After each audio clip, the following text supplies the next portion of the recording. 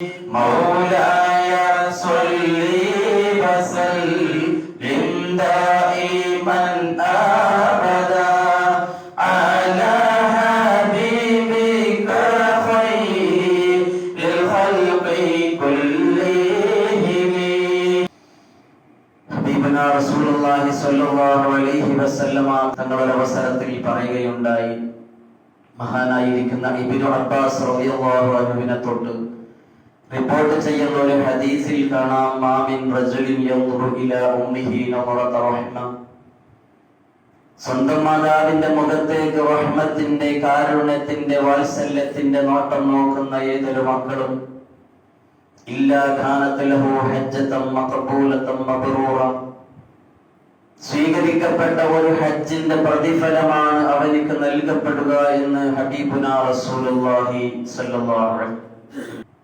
സ്വീകരിക്കപ്പെട്ട ഒരു ഹജ്ജിന്റെ പ്രതിഫലമാണ് അല്ലാഹു വാഗ്ദാനം ചെയ്യുന്നത്. എന്തിന്? സ്വന്തം പെറ്റുമ്മയുടെ മുഖത്തേക്ക് വാത്സല്യത്തിന്റെ തിരുനോട്ടം നോക്കുന്ന മക്കൾക്ക്. ആ സമയത്ത് അദ്ദേഹമായ ഹദീസ് പറഞ്ഞപ്പോ റസൂൽ സ്വല്ലല്ലാഹു അലൈഹി വസല്ലമയോട് ചോദിക്കപ്പെട്ടു, ഇന്നവ ഇലൈഹാ ഫിൽ യൗമി മിഅത മറ, ഒരാൾ ഒരു ദിവസത്തിൽ സ്വന്തം ഉമ്മയുടെ മുഖത്തേക്ക് 100 പ്രാവശ്യം നോക്കിയാലോ നബിയെ? നബിയുടെ മറുപടി, അദ്ദേഹത്തിന് സ്വീകരിക്കപ്പെട്ട 100 ഹജ്ജിന്റെ പ്രതിഫലം അല്ലാഹു നൽകുമെന്ന് ഹബീബുനാ റസൂലുള്ളാഹി സ്വല്ലല്ലാഹു അലൈഹി വസല്ലം.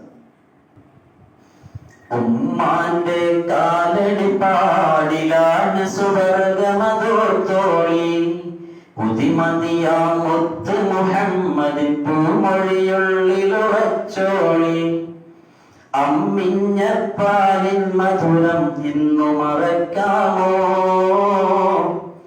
1000 പോറ്റുമ്മ വന്നാൽ സ്വന്തം പെറ്റുമ്മയായിടുമോ?